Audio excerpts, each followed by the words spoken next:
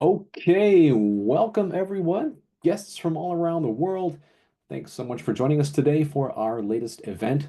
On behalf of all of our friends at Bentham Science, my name is Scott. This is my colleague Gareth. Gareth, how are you doing today?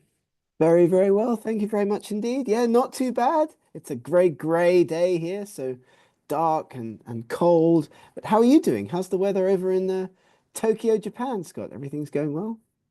It's finally wintry here after many weeks of just like a long summer and then suddenly winter. So it's been nice, but yeah, it's starting to cool down, but I, for one, like these cooler months. So I'm in my element here. And Nice one. wherever you Great. are, yeah, thank you. And wherever you are, our guests from joining us from around the world, some of you might be here in the wintry northern hemisphere, some of you might be in the summery south.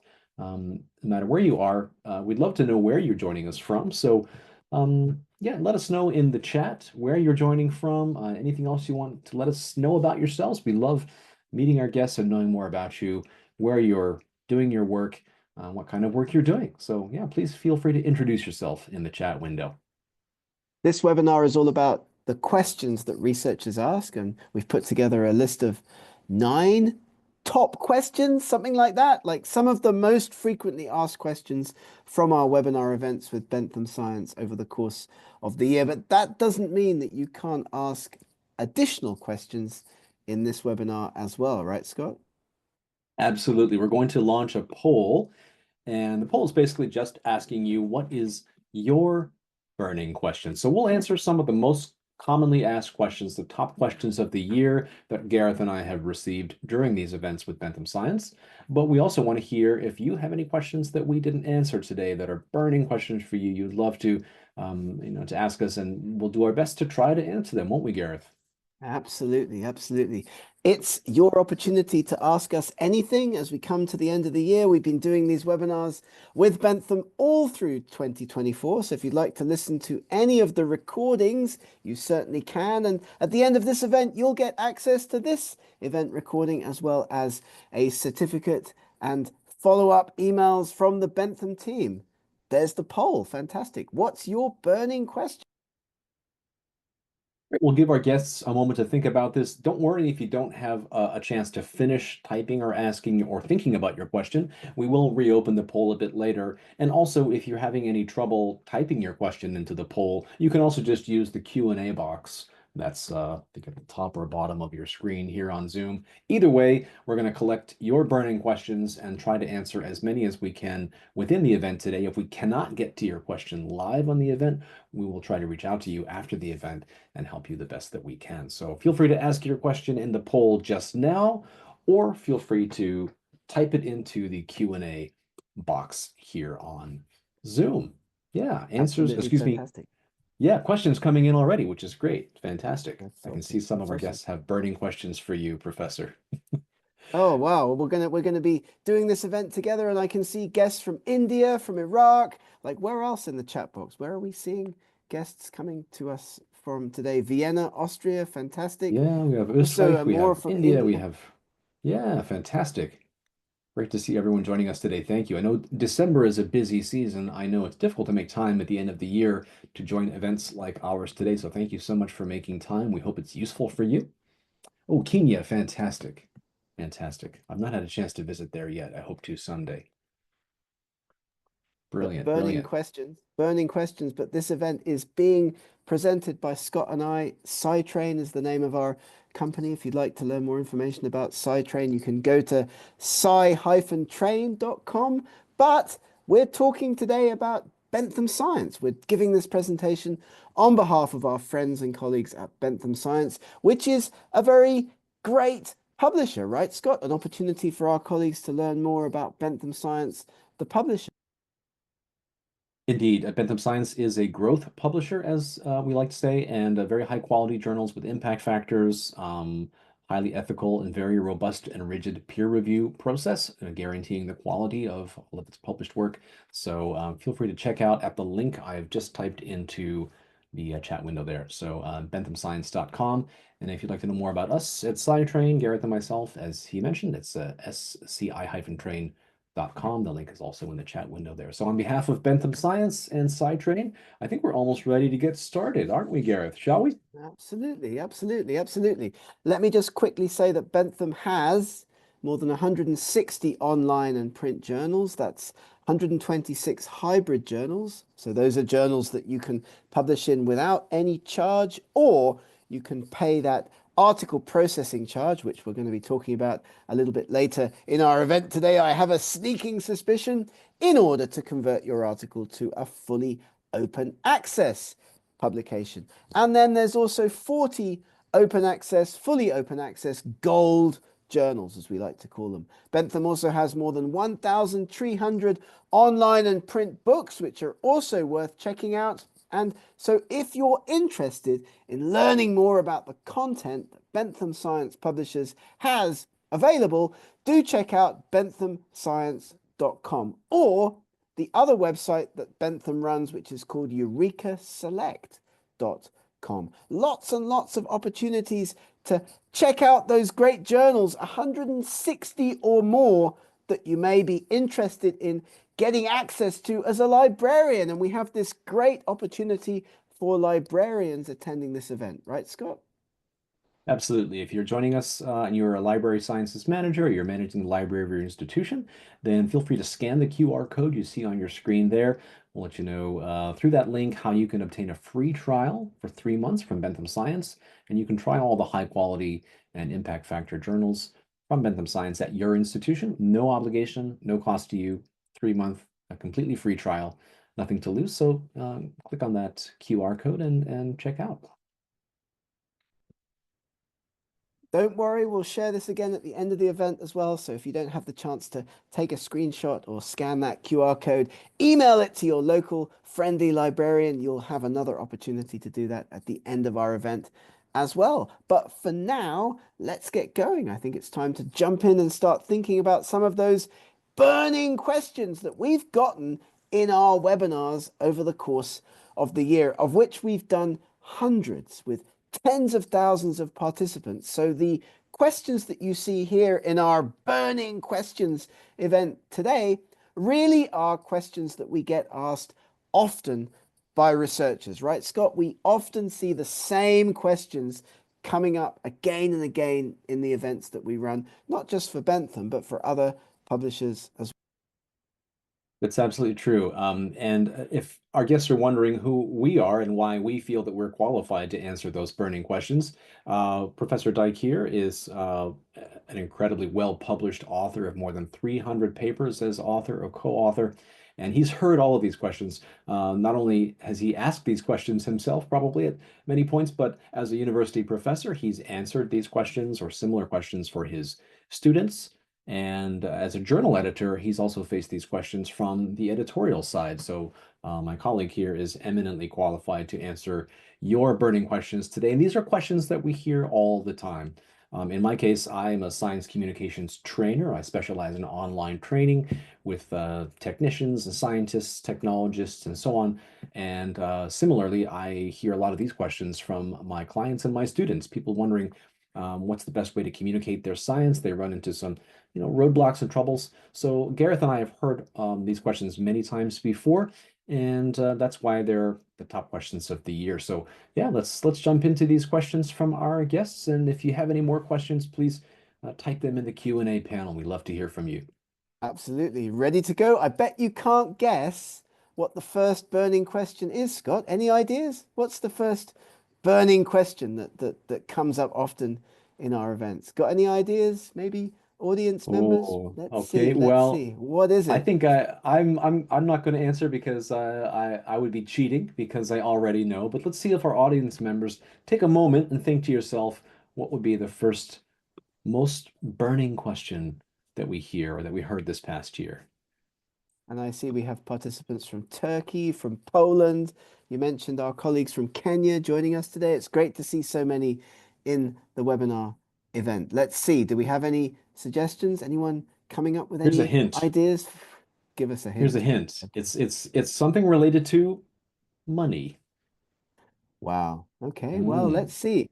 This is number one in our list of 9 top hot questions of the year. And it's about this: how to write a successful grant proposal. We often get asked this question. And so what we've done is we've put together a few tips, a few tricks in the next series of slides, which we hope will give you some insights into this particular question. And it's pertinent because coming up on the end of the year, the beginning of 2025, you may very well be thinking about your grant applications that you plan to write in the coming year. So how can you do that? How can you put together an effective grant application? I know Scott has experience working with many colleagues across Asia, helping them edit and put together grant applications. How should we do this, Scott? What is the first thing that we should be thinking about as we put together an application for funding?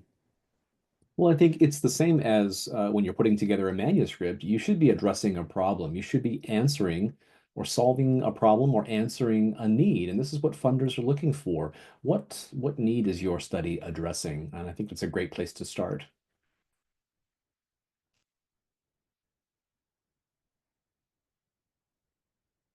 Oh, sorry, I lost the mute button there. So we're thinking about how your study addresses an important problem. Will scientific academic knowledge be advanced? Are you building or expanding on current knowledge? But above all, when your grant application gets assessed, when it gets reviewed, people looking at the proposal will be thinking, is it feasible to implement? And is this going to work? So tips for picking a successful question are very, very important. You've got to use the right method to address that question, and you've got to have a short, clear account of your study that follows a tight structure and uses effective writing to get your message across clearly. And we have all of these tips and tricks in our webinar toolkit at SciTrain. So if you're interested perhaps in learning more about effective writing or understanding the methodology that might go into a successful grant application,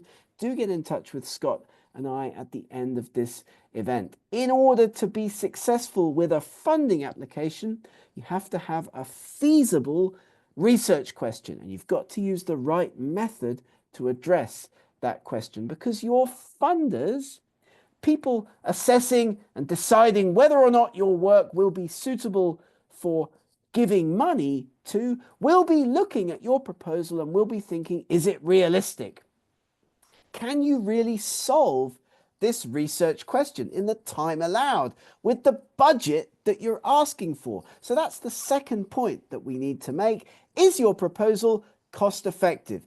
Is the budget going to be reasonable? And then finally, in a successful grant application, you must demonstrate your own and your group's, your research team's competency to be able to address the question. So is the proposal realistic? Is the proposal cost effective? And are you and your team, the group of people that you've brought together to look at this particular piece of work, are you competent to complete the project? So when we do grant training, workshops and webinars, we encourage the inclusion of these key points in any proposal. As you logically describe your methodology, who and what will be used? How will it be done? And how will the data analysis that you put into the proposal be put together? So do have a look at these tips if you're thinking to begin 2025 by putting together a funding application, which brings us now to our second burning question, the second of our top 9 burning questions. And this is, I know, one that's very close to Scott's heart. He's very interested in the ethics of research and the ethics of writing and publishing. This is one of our most common questions, right, Scott? Absolutely. And this is a very broad question, we understand. There are many ethical considerations to think about, but I think this sort of encapsulates the many types of questions that we get. Before I begin to write, what are some ethical considerations? Before I submit, what are some ethical considerations? When I'm analyzing and presenting my data, what are some ethical considerations? So we've kind of condensed that down to just a few key points that represent some of the key ethical considerations that we relay to authors when we're giving our ethics trainings. So yeah, let's look Really, at some really, of those really points. important. Yeah, It's really yeah. important, isn't it? Because many times we find that researchers make mistakes and encounter ethical pitfalls in their research because they just don't know that they shouldn't be doing X, Y, and Z rather than that they're doing something. Most people, when they look at ethics, think there's been a violation, that's been something that's done on purpose, but that's very often not the case.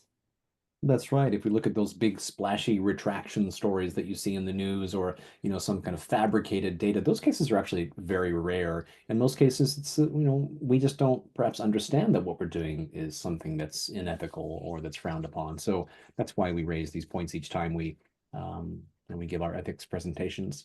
So let's see what were the hot Yeah. Hot topics topics, for the key ethics this ethical year. considerations, the kinds of things that people ask us about ethics in research and publication. And to begin with, we have a checklist. Here it is: 7 ethical principles to keep in mind.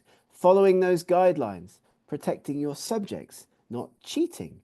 Don't steal, respecting the copyrights of other researchers and other publishers, other owners of content, stating the true authorship, submitting ethically, and avoiding conflicts of interest. And we see all of these questions from researchers, but many of them are quite uncommon, right, Scott? I mean, some are more common than others, and some are just things that people don't know that they're not supposed to be doing often.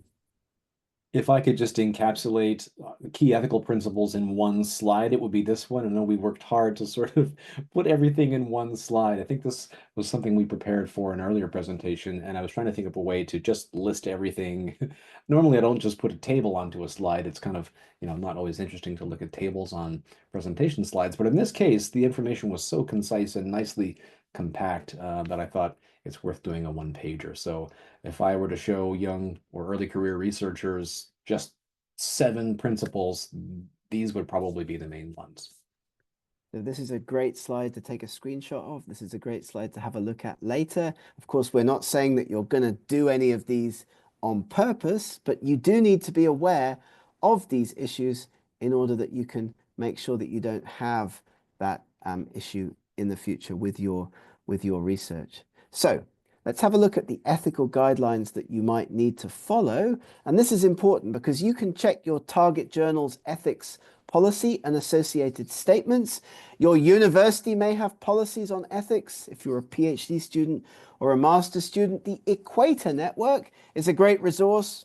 The COPE guidelines, the Committee on Publication Ethics, as well as the Singapore Statement and the fantastically acronymed International Committee of Medical Journal Editors. So do have a look at these checklists. They're worth reading. They should be essential reading for any researcher getting going on a research project. Guidelines to follow and make sure that you are performing and developing your research in an ethical way.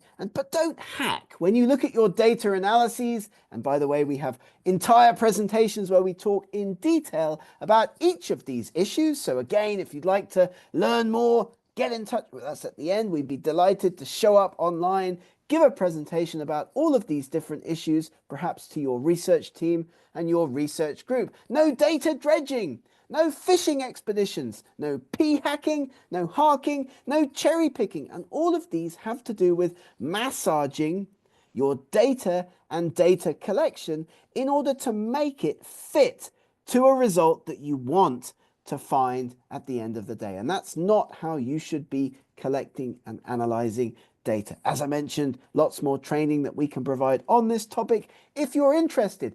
Don't cite other people's work unethically as well. This is important as well. If you read and make notes on your sources, use a reference management tool. Translate and use AI tools to make a same length alternative version. And this is how you can take text from one article, translate it, paraphrase it, and put it into your own work ethically and safely, but always citing, very important, always citing that original source. And it makes the article look very difficult to read if you put in quotation marks the content. So ways to paraphrase, ways to build out your citations in a very ethical way, making sure that you put always the original source into the paper as well, checking copyrights before submitting different kinds of articles, translations, summaries, and so on for publication. Copyright is a very important area of academic research and publishing, and something that's not really touched upon in many training opportunities. So we try to emphasize that in our SciTrain events, how you can understand copyright and issues with copyright as you move through the process. And that brings us to the question number 3. And I think this is one of the most commonly asked questions, if not the most commonly asked question in all of our events. Journal choice. Absolutely. And you probably noticed that these questions are in the order of the research cycle, not necessarily in order of how commonly asked they are. But I think you're right, Gareth. This is probably number one. It's the most burning question for most researchers as you're planning your next publication or thinking where to submit. It's really difficult, and it's getting more and more difficult as well, choices increase, and as unfortunately predatory journals increase in number as well. We have to be very careful when we're choosing open access journals, for example. Yeah, it's difficult to make that decision, and it's a decision that will impact your writing process, your submission process, everything. So, as we always say, make sure you select your journal before you really get into the meat of writing your manuscript. So I'm curious to see what tips we'll have for people on this question, Gareth. Choosing a journal, probably the most important and most difficult issue that researchers face. And as Scott just said, it's very important to do this before you start to write. Many successful researchers don't start writing their papers until they've decided on a target journal. And that's because each journal's different. The kind of paper that you might write for each kind of journal will be different. So we do encourage you to talk to colleagues, make pre-submission inquiries. You lose absolutely nothing by writing to a journal editor and asking that editor if your particular piece of work would be suitable for submission to their journal. And you can do that as many times as you like. Thinking about journal selection: is the journal accessible? Is it open access or not? Does it have an impact factor? And is it peer reviewed? You should not be sending your articles, your hard-won, hard-written research to journals that don't use full and effective peer review. So think about the impact factor. Think about the journal reputation, its reach within the field, whether or not it's open access. Of course, Bentham has 40 fully open access journals on benthamopen.com. You may be interested in checking those journals out. But we would say aim high. Choose appropriately with your submissions, and we can help you to sell and manage your work, your submissions to international journals. Very important, as Scott mentioned, to do this, or at least to think about this before you begin the writing process, because we have checklists, right, Scott, to help researchers evaluate the significance of their work and whether it will be suitable for submission to a particular journal or not. This is a great checklist. And before we go through this one, this is one of my favorites, if we go back to that previous slide, Gareth, I wanted to just mention a note about your 3 rules. This is Gareth's famous 3 rules for journal selection. I love this too, Gareth. And I think rule number 3 sometimes requires some explanation. When we say selling your submission, what we mean is to approach your submission as if you are promoting your paper, and that you need to do this sometimes at submission. You need to highlight the key findings and why they are important or novel. And that's what we mean by sell. We don't mean, of course, actually selling, but we mean selling the idea of your paper, selling your findings, and really promoting them to your target journal. This is incredibly important. We mentioned it earlier during the grant writing process. Of course, you need to solidify and present the value and merit of your planned research in order to get funding. And then also when your research is completed and your manuscript is written, you need to also promote your submission to your target journal. So it's an important skill to learn, promoting your research. A lot of scientists feel shy about that, but it's incredibly important, as Gareth will tell you. You have a research project, you've collected some data, you'll know what the significance of that research is. You know that. You're the researcher. You now have to communicate that to the journal, convincing them, that's what we mean by sell, as Scott was mentioning, in order that they are excited and interested in learning more about your paper and maybe accepting it for peer review, maybe sending it out for peer review. I'm not going to read this checklist out, but you can do this. You can go through that process with your research. Is this journal too good, good enough, at the right level for my piece of work? And of course, this comes with experience. You can ask your supervisors and more senior colleagues in your department. You can look at the websites of other researchers who are successfully publishing. You can see where they put their work. And we've got this 6 ways to self-evaluate, which I think works, right, Scott? People do use this to get their papers targeted for specific journals. Exactly. And once you go through this self-evaluation, then you'll sort of know where to pitch what type of journal is suitable for your paper. And at that point, you'll feel confident in selling your paper to that journal because you've gone through the homework, the rigor of self-evaluating and realizing, okay, is my paper suitable for this publication, for this journal? And once you go through that decision, you'll feel more confident as you pitch and sell your paper to that journal. But don't forget about Absolutely. these pre-submission inquiries. You can send emails to editors. You can write to editors with your research result, with your title, with your abstract, with the key takeaway, the key message, the key sell of your research, and ask them, would you like to see a submission from us to your journal? You can do that as many journals as you like. And indeed, we have a template that we'll give to you in this event as well that helps you with that process. Whatever you've got, talk to the editor at your target journal or target journals about your research before making a submission. And on the subject of journals, open access is another huge burning question for researchers, right, Scott? This is the question we get all the time. Why publish in open access journals? Of course, there's a cost involved, but as we'll see in a minute, Gareth is going to explain some of the benefits of publishing in open access journals.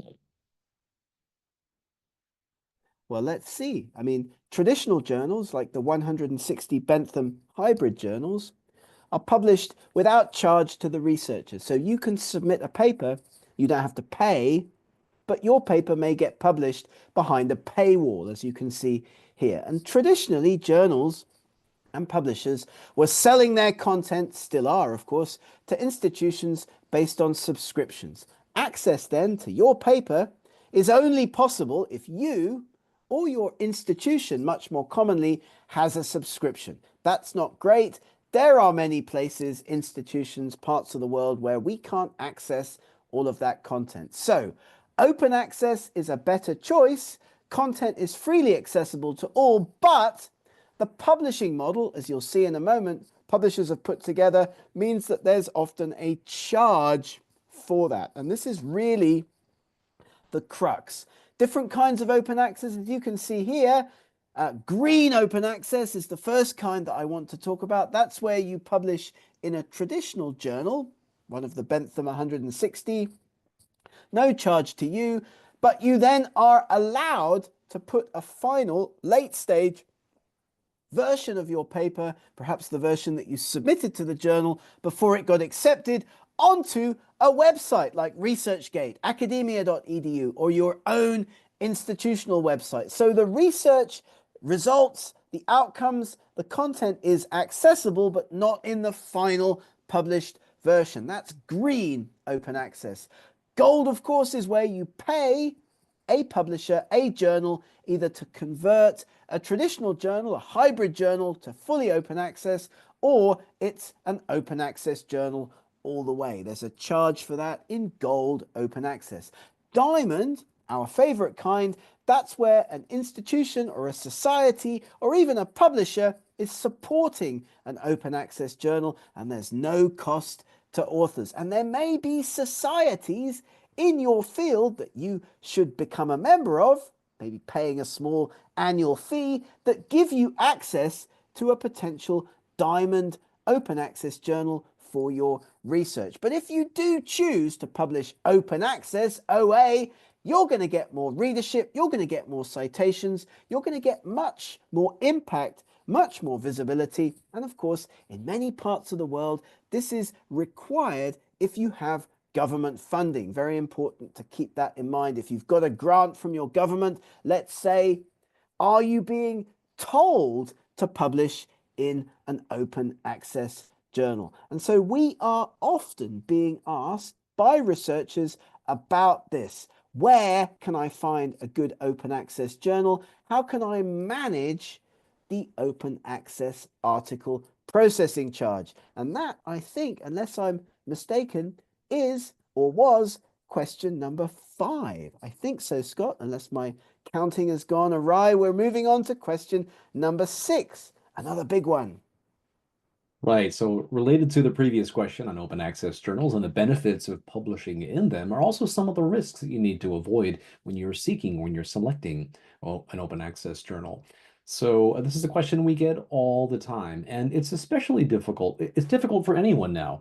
The fake journals are becoming so convincing now that sometimes even I have difficulty telling the difference. And I've been doing this for years, working with researchers and helping with journal selection and communicating with journals on behalf of clients, and it's getting harder and harder. It's even more difficult if you're not a native English speaker. It can become even more difficult to sift through the spammy emails that you get and find a reputable journal, such as like a Bentham open access journal. So finding reputable journals becomes harder and harder. So this is one of our burning questions of the year, and I think, Professor, you've got some great tips for helping Yeah. us identify and avoid these fake journals. It's a real problem. We get so many emails all the time. Just the week before last, a company created a fake version of a publisher website with all of the journals in there, or so it Yeah. seemed, and researchers started submitting their papers into this fake website, very similar to the actual publisher website, making submissions and paying charges, which is very important as an issue to keep in mind because the open access publishing model, paper gets peer reviewed, paper gets accepted, you then have to pay an article processing charge, is the way that it should be in this model. You should never, ever pay anything to a journal before your paper has been peer reviewed and accepted. And that's the first point that we want to make. Fake journals, also known as predatory journals, are trying to take advantage of this open access model. Researcher or funder or university pays for open access publishing. So what they try to do is cheat you out of your money and out of your research. And they're getting very good at it, as I mentioned a moment ago. It can be quite difficult to spot the difference, especially, as Scott mentioned, if you're not a native English speaker, between a real journal and a predator. So we put together this quick, again, 7-item checklist, or rather Scott put this together to help you identify what might be a predatory journal. The website, indexing, the editorial board. Do they publish regularly or not? What kinds of articles are they publishing? Where are the fees?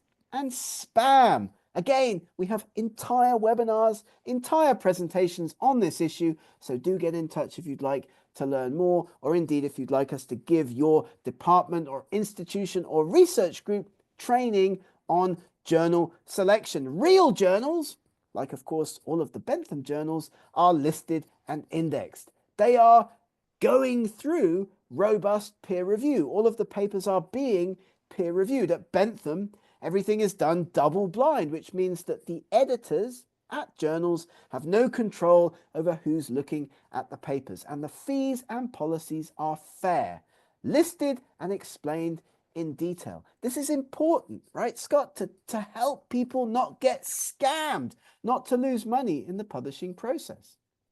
It's a shame when it happens, and it's not just the money. The money hurts, of course. To feel scammed out of your money is a terrible feeling.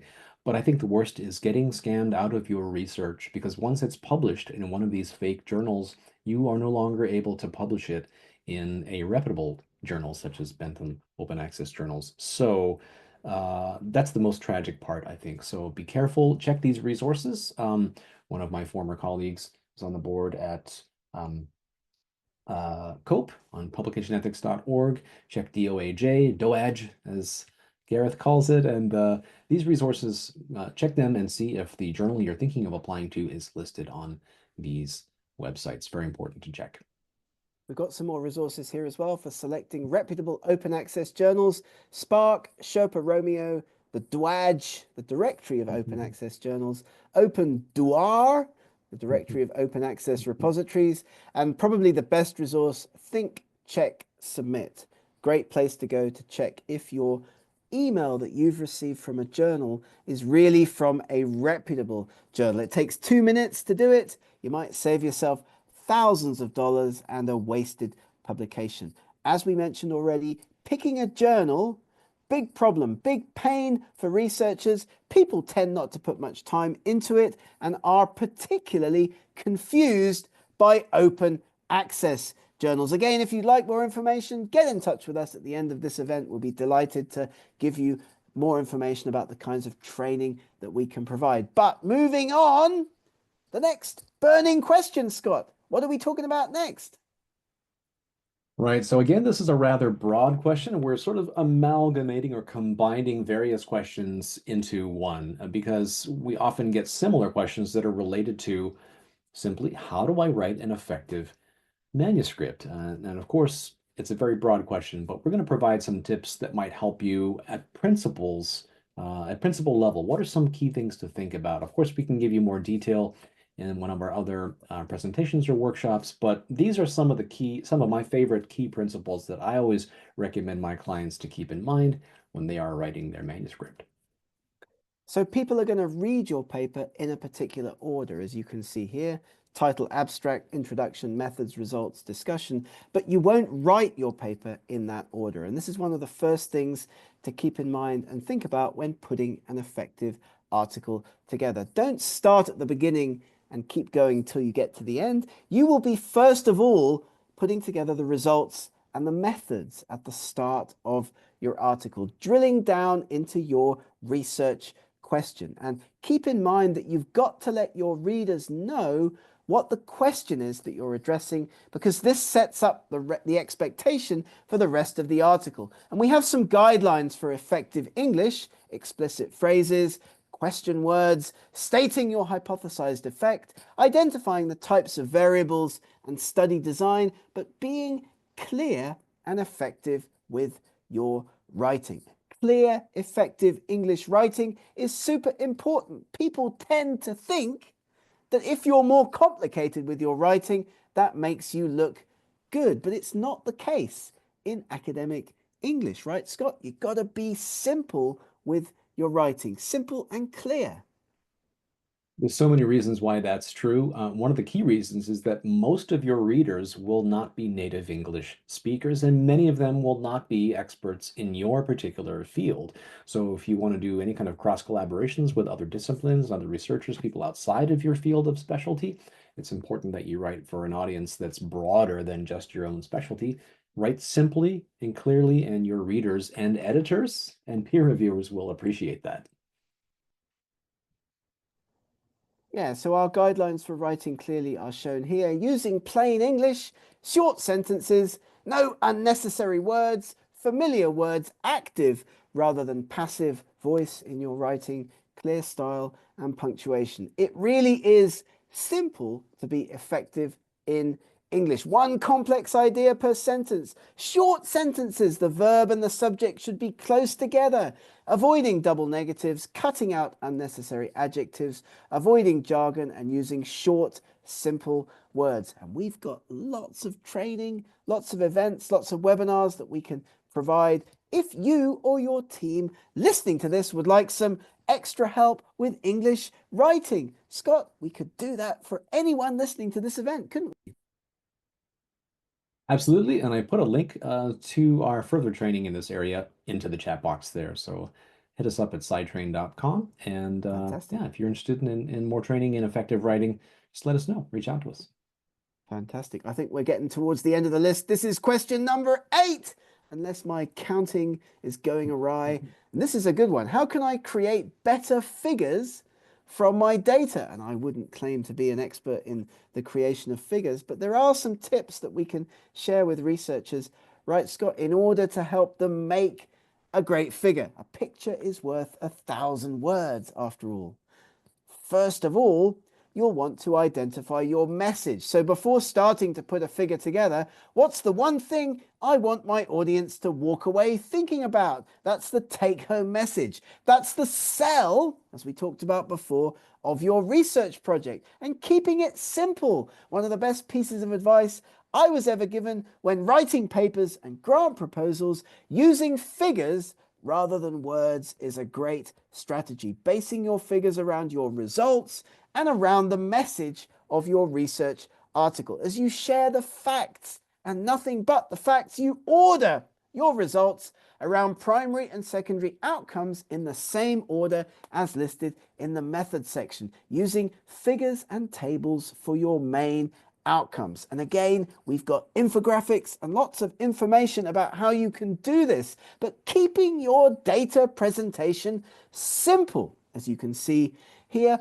often or sometimes presenting all of your data can be unnecessary and confusing. So having a look at these two tables that show the same information, what is the message that you want to get across? Well, in this case, the population of Wales, which is an important part of the United Kingdom, is increasing or has increased over time. I don't need all of those decimal places in order to show that. No junk, no distracting lines or colors in your figures. Often black and white can be better, as you can see here. No junk in those figures, which helps people to get the message across and put their articles together. Which brings us to our last burning question in our event today, and that's about peer review. We've come all the way around that research cycle. Peer review is a big issue, right, Scott? We really offer help to researchers in this area in particular. Absolutely. And I always trust your expertise, Gareth, because you see it from the editorial side. I work with clients, either helping them to submit their research to journals such as yours, or I'm submitting my own research to journals. But in your case, you see it from the editorial side. So it's important to understand both sides. It's a conversation that happens when you're going through peer review and you're submitting to a journal, you're responding to comments. And as we always tell people, communication is the key to success, isn't it? Absolutely, because we get emails all the time from researchers at journal editorial offices. I get them all the time, every day. Sometimes they're quite rude, as you can see here, an example of a bad email versus how you can constructively communicate with your editor, how you can ask information about your paper that actually makes the editor want to help you. And that's something to really keep in mind. Most editors at journals are also busy academics, they're researchers, they've got lots of other jobs that they need to do. Keeping it polite, communicating effectively is a great strategy. And here again, one of Scott's famous tables, good and bad examples of communication. Right. These are actual examples pulled from, I think, some of your experiences and some of the letters and emails that you've received, Professor. So I think this is an important contrast to strike. You can see, you can say the same thing negatively, you can say the same thing positively. The key is to maintain that positive feeling and be respectful in your communications. Yes, you may be frustrated at the speed of peer review. You might disagree with the reviewer's responses, and that's okay. It's okay for you to, politely challenge a reviewer's feedback on your work, but we have to do this politely and positively and respectfully. It's so important. Yeah, we've got hundreds of examples of these. Make sure your communication style is positive when talking to journals and editors and peer reviewers. And that extends also into the way that you respond to peer review comments that you get on your paper. Because if you're positive and constructive, that actually means that the editor will have a more positive and constructive view of you when your paper goes back. So thanking people for their time, their considerable effort, giving your comments on the peer review interspersed with the reviewer's comments, making remarks and giving all of the feedback that you can as you effectively respond to all of the comments that you get in the peer review process. This is very, very important. Keeping it positive, keeping it constructive, and being as comprehensive as possible. So each comment followed by your response is the advice that we would give to researchers learning how to respond to peer review comments. Thanking the reviewers, thanking the editorial comments. Thank you for this constructive comment. I've made the change, and so on. Being effective, being polite as you put your comments in to a comprehensive document that will go back to the editor and then can be used to build out your response. And I did make a mistake with my counting. Whoops-a-daisy. We do have one more burning question in our event today, and that's about impact, one of Scott's favorite topics.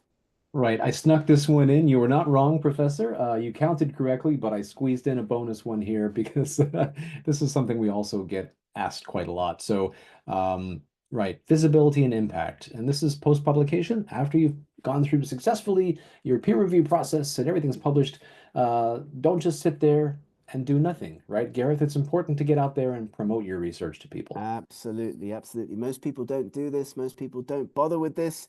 But maximizing the impact of your publication after it gets accepted is super, super important. And you do this in a number of ways, going to conferences, building press attention around your work, and of course, talking about it on your favorite social media channels. So conferences, press releases, social media, talk about your research. That's really the most important thing. Don't just sit back and do nothing. But as we talked about earlier in the context of green open access publishing, in some cases, you may not be able to put the final PDF version of your paper onto a ResearchGate site or academia.edu or your own website until your publisher embargo period has ended. So do check those pesky embargo periods. Different publishers, different journals have different times that you have to wait before you can post that final PDF. Present, present, present. Talk about your research, develop your storytelling skills, networking with other people, building those future collaborations, and of course, being an effective publisher. Talking about your research allows you to identify new trends and builds your role, your presence, your ability within the field. Outmetrics is great, isn't it, Scott? Because it allows us to see that development of the buzz around research in real time. Absolutely. And I wanted to just make a note on that previous slide, if you could, Gareth, you could just go back to the present your research. A lot of researchers wonder what we mean by storytelling skills. Well, I think there's a way to tell a very compelling story as you present your research, rather than just laying out your methodologies and your conclusions. Actually tell the story of discovery. Show that you're answering a question, that you're filling a need. Again, there's that concept again that we talked about with grant applications. Make sure that you explain that you are making an important discovery, and this is something you're sharing with the world. So when we say storytelling skills, it means just tell people the story of your discovery and why that's important to them or to the field. Be proud of your research. It's been published. It's gotten into a great journal. You have the opportunity now to promote it, build the citations, build those Altmetric scores. This will tell you, by the way, where your paper has been talked about.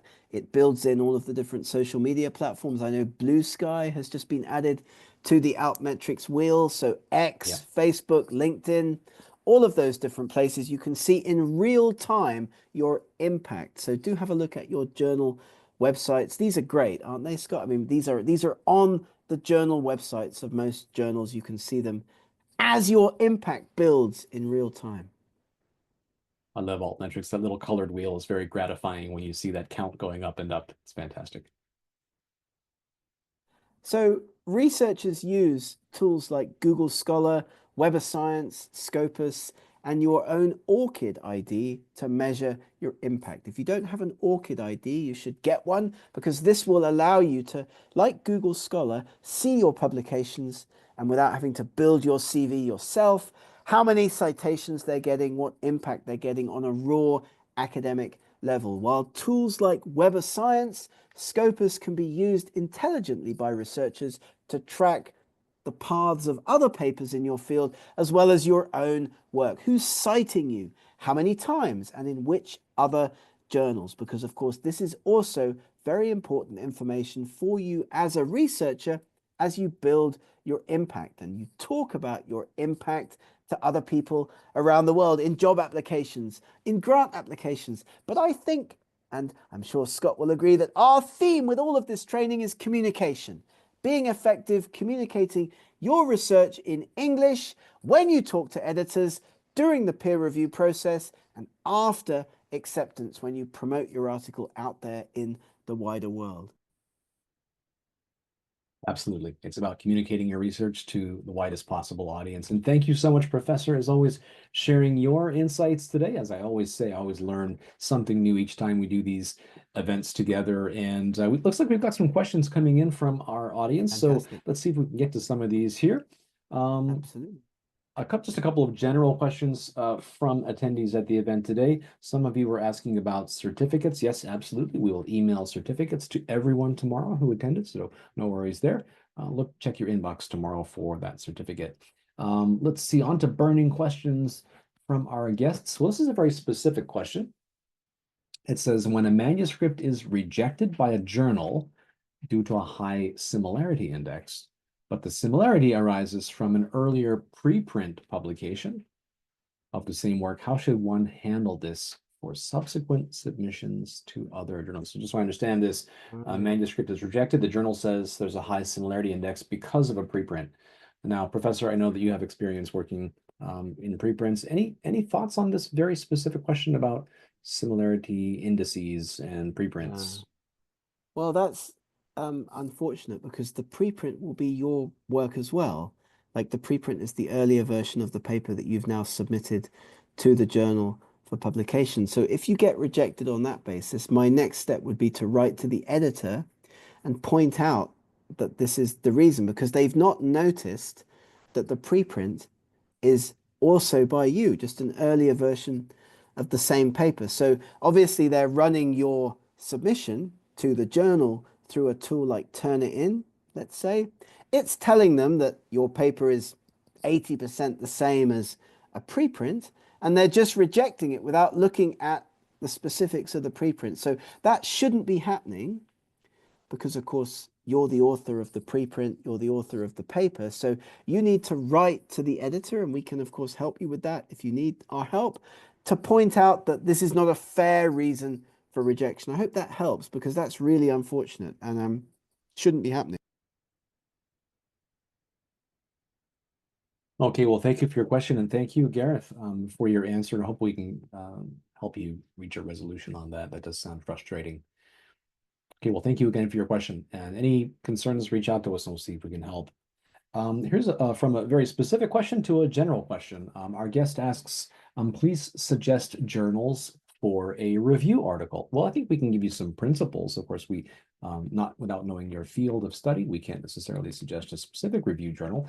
You might want to check the Bentham website for some high quality journals there. But in general, Professor, any thoughts on journal selection when you're seeking a high quality review journal or Yeah, a that's a review great article? question. Well, we do have a recommendation for a journal selection tool that you can have a look at, and that's the EdAnts journal selection tool, still available, still working, and still the best publisher independent journal selection tool that's out there in the world. So that's a place to start. But with a review paper, I think our best advice would be that you should be targeting a journal with a review paper before you write the review paper, okay? Because once you've written the review paper, finding a journal can be quite difficult because usually review papers are invited by journal editors or based upon communication between an academic and an editor. So my advice would be to talk to a range of potential journals before you begin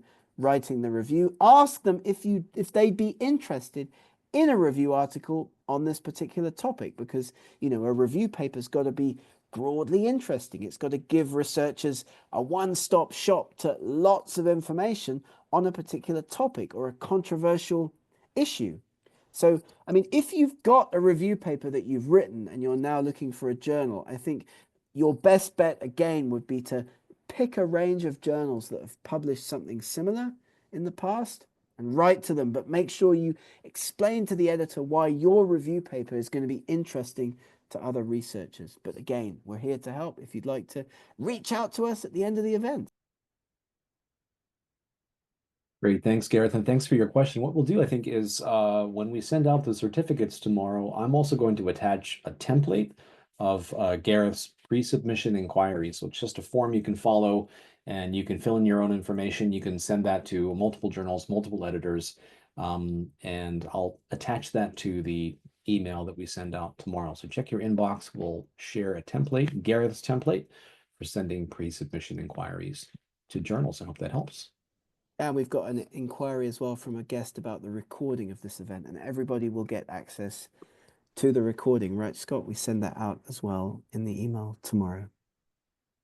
Absolutely. Yeah, we'll send that out as well. You'll get a link to the full recording, transcript, everything from the chat box, and of course, the template that we mentioned earlier, certificate. You'll get the full package in your email tomorrow around this time. So, yeah, check your inbox for that. Great stuff. Fantastic. Just while we've got you online, don't forget this librarian QR code that we showed you at the beginning of our event today. If you are a librarian or you know a librarian, or you can email this to your librarian, you should maybe think about doing that, because this QR code that we show here gives you, your institution, free access to all of the Bentham content. That's 170 journals, 1,300 ebooks, no charge for 3 months, which is a great opportunity, I'd say. Absolutely. So if you are a library sciences manager, then please just click the QR code and get yourself a free trial for your institution. And Gareth, I have, I think, one more question to squeeze in because I think this is an important Yeah, of one, course. and it's something that you often speak about, and I think you always give great advice on this. So the final question is a simple one. It says, how do I deal with rejection from journals and reviewers? Well, that's a great question, isn't it? And I know that you always give the advice to, to be confident and believe in your work. Any final thoughts for researchers who are facing rejection, which is every researcher? How do you Happens face all the and time. handle rejection from journals? Try to stay positive, because rejection can be a punch in the guts. It really makes you feel Yeah, bad. Nobody likes to get that, rejection email. But do try to take positives from the comments that you've received in peer review. Of course, you might not get any positive comments. They might be all completely horrifyingly negative, but in that case, you have to move on, you have to pick yourself up, you have to go to the next journal, because you believe that your research is good. You wouldn't have done it otherwise. You're an expert in your field. You should be able, hopefully with a little bit of help and maybe some training, to move on to the next journal. But stay positive and take what you can from the reviewers' comments, from the peer reviewers' comments, and just improve the paper where necessary and try for the next journal. It really is difficult. I know we get rejected so often, but that's part of your career, and how you move on from rejection can actually also influence the course of your career. So again, yeah, great question. We have other on that particular topic as well that we'd be happy to share with you also. absolutely. Take those comments to heart, but not too much to heart. Use them and turn them into something positive. And if you get a desk rejection, most often that's probably a journal selection issue. Right. So in those cases, you don't really get helpful comments back from the journal. But again, you can learn from those. Maybe you were outside the aims and scope of that journal. So if you get one of those desk rejections, it feels like you're being ghosted by the journal. Again, take a hard look at your journal selection process and maybe review the slides that we showed earlier on journal selection. So yeah, stay positive. Don't take it too much to heart if you get rejected. Happens to every researcher. So Indeed. And thank you for listening, everybody. Thank you for chairing and partnering in the event today, Scott. Fantastic. Like Bentham Publishers.com, benthamscience.com, eurekaselect.com, and we're always here at sci-train.com if you'd like to learn more about the work that we do, engaging, training, and helping researchers. thanks so much, everyone, for joining. And thank you, as always, Gareth, for sharing your insights and wisdom and experience as an author, as an editor, as a professor. Thank you so much. As always, I learned something new from you today. So thanks again. And to our audience, we look forward to seeing you at our next series of events next year. We have a whole new series planned for you. You can check out the full range of events at benthamscience.com FAQs/webinars. The link is in the chat window. You can sign up for any events in advance. Take a look at the topics we've got planned out for you. Gareth, it's going to be another exciting year of events for Bentham Science, isn't it? Absolutely, absolutely. It'd be great to see as many of our colleagues joining us today in this event or listening to the recording. If you're listening to the recording, join us for the next live event. Thank you so much and have a great day. Thanks, everyone. Thank you, Gareth. Happy holidays to everyone.